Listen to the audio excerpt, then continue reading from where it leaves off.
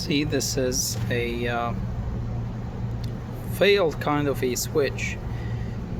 I will tap on it and you will see how it changes. Of course, I checked the wiring up to the controller, has no issue.